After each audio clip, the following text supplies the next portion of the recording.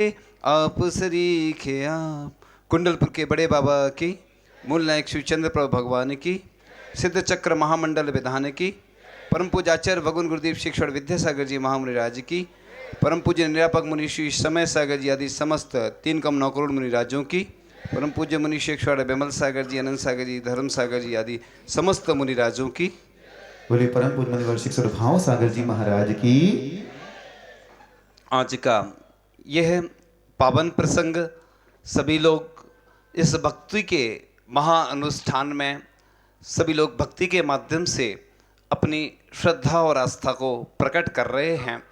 जब व्यक्ति के हृदय में प्रफुल्लित भाव से प्रभु के प्रति समर्पण होता है, वह पूजन भक्ति अनुष्ठान के रूप में, तो उसका पुण्य प्रबल होता चला जाता है और वह इतना ऊर्जा से भर जाता है व्यक्ति कि बस उसके सब कार्य सिद्ध हो जाते हैं। पहले का एक ज़माना था कि उस समय इतने कोई ब्रह्मचारी नहीं थे, कोई पंडित आदि नहीं थे, प्रतिष्ठाचार नहीं होते थे, सिद्ध चक्र महामंडल विधान करना होता था। लोग नहीं जानते थे विधि कैसे करना है। एक थाल में पूरी द्रव रख लेते थे, ओदक चंदन तंदुल ये अर्घ पढ़ के चढ़ा देते थे, हो गया सिद्ध चक्र पूरा विधान। ऐसा भी युग था। और आज इतने सारे साधु संत, इतने सारे ब्रह्मचारी प्रतिष्ठाचार पंडित आदि हो गए हैं, सब सुविधाएं हो गई हैं। फिर भी कई स्थानों पर जब अनुष्ठान होते हैं तो कुछ लोग तो भागते हैं, कुछ भाग लेते हैं और कुछ भाग लेते हैं। ऐसे पुण्यशाली अवसर पुण्यशाली व्यक्ति को ही प्राप्त होते हैं। ऐसे करोड़ों 140 करोड़ इस देश की जनता है, 140 करोड़ लोग हैं जो पाप के कार्यों में लगे रहते हैं। उसमें से कितने सारे लोग हैं जो पुण्य के कार्य कर पाते हैं। पुण्य कमाने के लिए भी पुण्य की आवश्यकता होती है। जिस प्रकार से व्यापार करते हैं तो व्यापार में पूंजी लगानी पड़ती है, उसके बाद व्यापार प्रारंभ हो जाता है।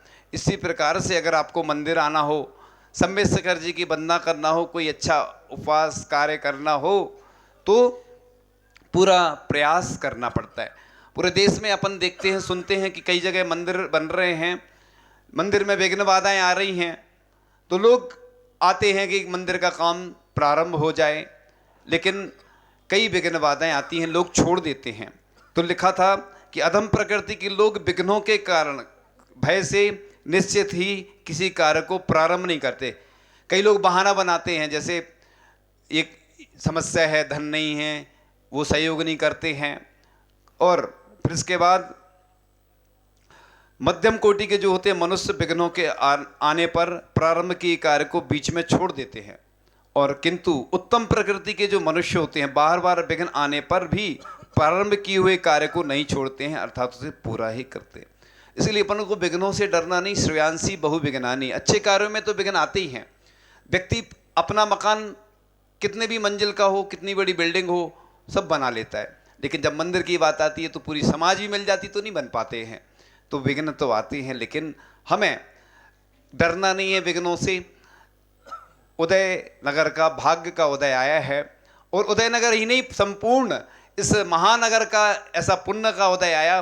बड़ा उत्साह है लोगों में, ऐसा ही उत्साह रहेगा तो आगे चलकर और बड़े बड़े जो अनुष्ठान होना है उन सब में आपकी सहभागिता देखने को मिलेगी। आज ऐसे माध्यम हैं कि पूरी दुनिया में आपकी खबर पहुंच जाती है, पूरे विश्व के लोग भी बैठे बैठे लोग लाभ लेते हैं। तो इस प्रकार से आप जो भक्ति का अनुष्ठान करते हैं अपना पुण्य तो प्रबल करते हैं, उसके साथ साथ जो लोग भी इसकी अनुमोदना करते हैं, जो लोग भी देखते हैं, वह भी इस पुण्य के माध्यम से अपनी ऊर्जा का संचार करते हैं। क्योंकि आज पूरे देश में अपन देखते हैं, पूरे विश्व में कोई बीमार है, कोई दुखी है, कोई परेशान है, तो परेशानी कोई दूर नहीं करता है, न तो भगवान दूर करते हैं।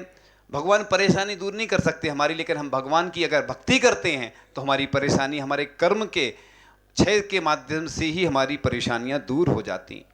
जिनके ऊपर भी जब भी आचार्य मानतुंग महाराज ने भक्तांबर स्तोत्र जब वह रचना कर रहे थे तो उन्होंने ये भावना नहीं की कि हमारा विघ्न दूर हो जाए, उन्होंने तो बस स्तुति की भगवान की और अपने आप ताले टूटते चले गए।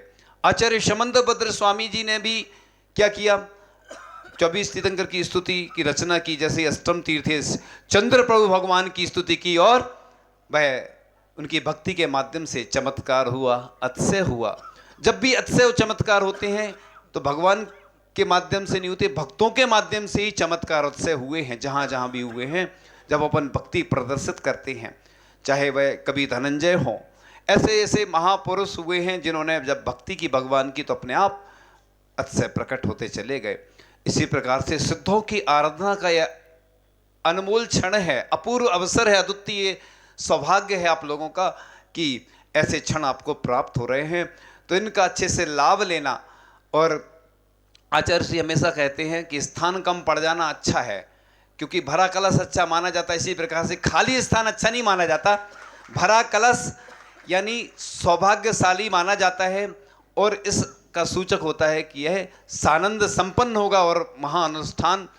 आपको जो जो स्थान खाली दिख रहा है वो भी स्थान बचेगा नहीं, ये तो अच्छा है। कई बार ऐसे ऐसे स्थान होते हैं कि लोग मिलते नहीं हैं, कई बार अनुष्ठान होते हैं, प्रारंभ होते हैं, यहाँ पर बहुत अच्छा कार्य पुण्यार्जक ने किया है। अगर पुण्यार्जक अच्छा होता है तो वह सबका हिस्सा प्राप्त करता है, क्योंकि आज पहले से अगर किसी से कहो तो लोग अपनी सहमति तुरंत नहीं देते, लेकिन जब मालूम है कि पुण्यार्जक है तो बस सब लोग फिर आ जाते हैं और इस अनुष्ठान में भाग लेते। जैन धर्म का जो सच्चा भक्त होता है वो ये तो जानता है कि हम जो चढ़ा रहे हैं दूसरे का क्यों चढ़ाएं, हम अपना चढ़ाएं, तो वो तो स्वयं देगा ही, लेकिन पहले उसकी मानसिकता नहीं बन पाती है। इसलिए क्योंकि अनुष्ठान होते रहते हैं, लोगों की अनुकूलता नहीं बनती है। तो एक बहुत अच्छा सुंदर सा भजन था, या उसकी कुछ पंक्तियाँ थी। जो बीत गए फिर भी जमाने नहीं आते, आते हैं नए लोग पुराने नहीं आते। लकड़ी के मकानों में चिरागों को न रखिए, अब आग पड़ोसी भी बुझाने नहीं आते। तो कई बार ऐसी स्थिति आ जाती है कि लोग मदद करने कई बार नहीं आते हैं। एक जो उदाहरण है, मैंने कई बार सुना है, फिर भी नए नए लोग रहते हैं तो हमेशा सुनाता हूँ। एक छोटी सी चिड़िया थी, जंगल में आग लग गई, बूंद बूंद करके बुझाने की कोशिश में लगी हुई थी। इतने में जंगल के पशु पक्षियों ने चिड़िया को देखा, चिड़िया से कहा तू मूर्ख है, क्या कुछ बूंद पानी से आग बुझेगी क्या? तो चिड़िया ने जवाब दिया, आग बुझे या ना बुझे, जब भी इतिहास लिखा जाएगा मेरा नाम आग जलाने वालों में नहीं बुझाने वालों में आएगा। तो बस अपन जब भी धार्मिक अनुष्ठान हो तो छोटी सी चिड़िया बनकर ही काम करें, क्योंकि अपन बड़े बड़े कार्य नहीं कर पाते हैं, लेकिन जब भी बड़े अनुष्ठान होते हैं तो सबकी मदद लेना पड़ती है, क्योंकि एक व्यक्ति का कार्य नहीं होता है, अनुष्ठान सभी का होता है। और जब सब मिलकर होते हैं, वैसे तो जो पुण्यार्जक परिवार है वो स्वयं अपने रिश्तेदार परिवार को बुला के विधान करता तो इतने सारे लोग नहीं जुड़ते, लेकिन उसकी भावना प्रबल थी, अच्छी थी, तो बस सब लोग जुड़ते चले गए और एक महाअनुष्ठान संपन्न हो रहा है। यहाँ के लोगों ने भी कल्पना नहीं की होगी। पहले लोग डरते हैं, जब कोई कार्य नहीं होता है ना तो पहले घबराते हैं कि कैसे होगा क्या होगा, जब होता है तो बड़े आश्चर्यचकित रह जाते हैं। तो बस इस प्रकार से जो बीत गए फिर भी जमाने नहीं आते, आते हैं नए लोग पुराने नहीं आते। इस पेड़ की हर साख तो सूखी ही पड़ी है, पक्षी भी यहाँ रात बिताने नहीं आते। जो बीत गए फिर भी जमाने नहीं आते, मैं आज के इस दौड़ का वीराना खंडर हूँ, बच्चे भी यहाँ शोर मचाने नहीं आते। जो बीत गए फिर भी जमाने नहीं आते, नग मैं तुम्हें सुनाता क्या खूब ए गज़ल, अब सुनने वाले लौट के वापस नहीं आते। जो बीत गए फिर भी जमाने नहीं आते। तो इस प्रकार से ऐसे बहुत सारे लोग चले गए और आगे भी चले जाएंगे। जीवन का कोई भरोसा नहीं रहता है। जो हम अच्छे कार्य कर रहे हैं वही हमारे साथ जाने वाले हैं। सभी लोग जानते हैं, लोग शास्त्रों में सुनते हैं, फिर भी मरघट जाते हैं, लोग छोड़कर आ जाते हैं, सबको छोड़ के जाते हैं। उधर जब शमशान बैराग कहलाता है, मतलब वहाँ जाते हैं तो बस यही सोचते कि अब आगे हमें भी हमारा भी इसी प्रकार से दो मुट्ठी राख हो जाना अपन को खाक।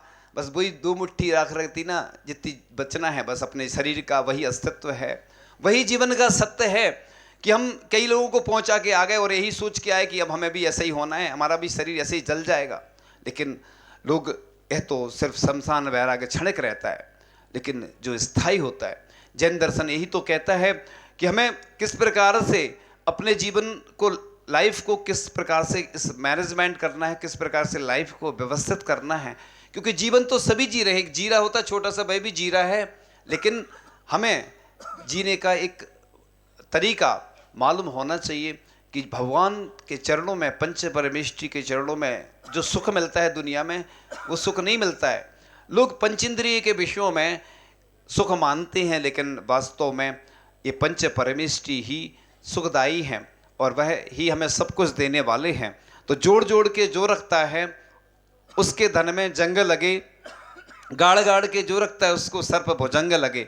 खाता पीता जो रहता है उसका धन तो अंग लगे, अपने धन का दान करे जो भव भव में संग लगे। अतः कमाओ धर्म नीति से, खर्च रीति से धन करना, भोग भोगना सदा भीति से, दान प्रीति से सब करना। इसलिए बोलते हैं दान भोग और नाश। जो दान करते हैं वह अपना है, बाकी तो सपना है। भोग, दान भोग, या तो भोग करो अथवा नष्ट तो होना ही है। इसी प्रकार से धर्म रत्नाकर ग्रंथ में लिखा हुआ है उत्कृष्ट मध्यम जघन्य, यानी 25%, 17% और 10%, हाईएस्ट, मीडियम और लोएस्ट। यानी उत्कृष्ट मध्यम जघन 3 प्रकार से अपना धन का दान करना चाहिए, अपने धन का वर्गीकरण करना चाहिए। लोग जब मकान इतने सारे खरीद लेते, दुकान खरीद लेते, प्रॉपर्टी कितनी सारी रहती, कितने प्रकार के मोबाइल, साड़ियाँ, और परिग्रह कितना बढ़ाते जाते, एक नई नई कार और भी क्या क्या खरीदते जाते हैं, वो लोगों को अच्छे लगते हैं। लेकिन जो पुण्यशाली व्यक्ति होते हैं, सौभाग्यशाली होते हैं, वह ये सोचते हैं कि हमारे प्रभु इतनी अच्छी सुंदर वेदी पर विराजमान हो, उनके आजू बाजू में छत्र चमर भावंडल रत्नों के हों, स्वर्ण जड़ित हों, रजत की हों। ऐसी भावना कौन करता है? वही व्यक्ति कर पाता है जिसके अंदर भगवान के प्रति समर्पण होता है। और बाकी लोग तो बस पंचेंद्रिय के विषयों में और अपने श्रृंगार में ही इतने मशगूल रहते हैं। कहते तन का क्या श्रृंगार रचाना, मन श्रृंगारो तो जाने।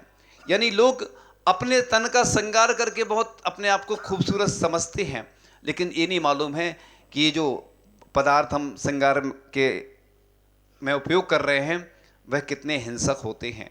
इसलिए आप लोग पंच परमेष्ठी से जुड़ने का प्रयास करें। सिद्ध भगवान की आराधना कर रहे हैं। लोग सोचते होंगे कि इससे होना क्या है, मोक्ष मिल जाएगा तो मोक्ष में जाकर करेंगे क्या हम, आखिर वहाँ पर तो विश्राम लेना है, बस उससे कुछ काम ही नहीं बचेगा। लेकिन ये इतना सहज रूप से नहीं होने वाला है कि इतनी जल्दी आपको मोक्ष पद मिल जाए, सिद्धत्व की प्राप्ति हो जाए। क्रमशः श्रावकों के लिए ध्यान इसलिए मना किया गया है कि उसका मन नहीं लगता, इसलिए उसको विधान और पूजन और अनुष्ठान के माध्यम से ही करने को लिखा है कि जिसके माध्यम से वह भगवान के प्रति समर्पण दिखा सके। और द्रव्य के माध्यम से द्रव्य चढ़ाता है तो उसकी विशुद्धि बढ़ती है। कई लोग कहते हैं, कोई एक महिला आई कि ये पंचकल्याण क्या जरूरत है करने की, इसमें इतना सारा ताम झाम ये सब करना पड़ता है। तो उन्हें जब ये बात कही तो हमने भी कहा आपका विवाह हुआ था? उन्होंने कहा हाँ। तो एक कमरे में कर लेती, इतने सारे लोगों को बुलाने की क्या जरूरत थी? तो जिस प्रकार से पाप के कार्यों में आप विवाह करते हैं, बर्थडे करते हैं, मैरिज एनिवर्सरी और क्या क्या बहुत सारे दिन ऐसे आते हैं जो लोग मनाते हैं, जो पाप के कार्य होते हैं जिनमें सभी लोगों को भोजन करवाते हैं। लेकिन ऐसे पुण्यशाली होते हैं जो ऐसे धार्मिक अनुष्ठान करने के बाद सबको बुलाते हैं, क्योंकि इसमें पुण्य का ही अर्जन होना है, उसमें पाप का अर्जन होना है, मना नहीं है। कई बार तो लोग रात्रि में भोजन भी देते हैं विवाह में, तो उसका दोष किसको लगता है? जो बुलाता है सबको। और ऐसे अगर अनुष्ठान में बुलाओगे तो हम तो पहले ही आपको निमंत्रण दे दिया था, हमने चूल से निमंत्रण देते, हम तो सबको चूल से निमंत्रण इसलिए देना पड़ता है कि जिससे आप लोग यहाँ आएंगे तो कुछ पाएंगे। भोजन की व्यवस्था तो आपको उनने दी है, लेकिन इधर आप लोग भगवान की पूजन करने आइए। एक बार बात आती जाए, कई बार अपन बोलते हैं ना, लोगों को पूजन का नियम दिया, अपन ने अभिषेक का दिया, लोग वाहन से जाएंगे तो अपन को दोष लगेगा। अपन ये थोड़ी बोलते कि वाहन से जाना, लेकिन लोग तो जैसे भी आएंगे, अपन तो बस पूजन का नियम देते। इसी प्रकार से ये समोसरण लगा हुआ है, भगवान का महाअनुष्ठान होने जा रहा है। तो आप लोग किसी के कहने से हतोत्साहित नहीं होना, बस अपनी सोच अच्छी रखना।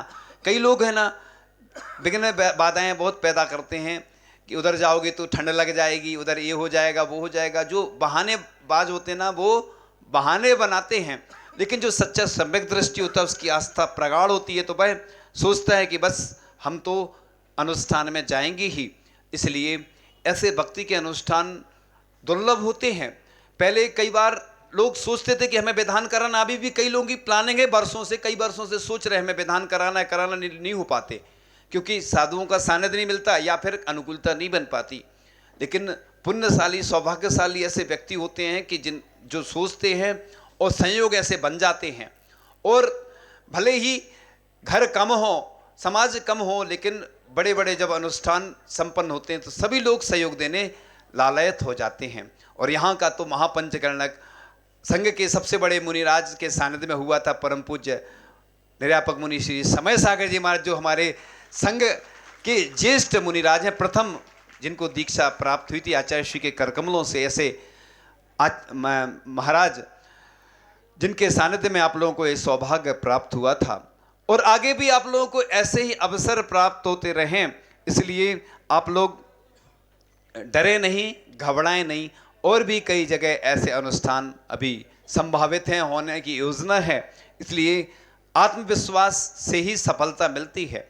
इसलिए अपन लोग कमजोर नहीं माने, सब मिलके काम करेंगे तो आचार्य जी ने लिखा है कलऊ एकता बलम, कली काल में एकता ही बल है। बंद मुट्ठी लाख की और खुल गई तो खाक की, नहीं तो राख की। तो कलऊ एकता बलम यानी बंद मुट्ठी लाख की होती है।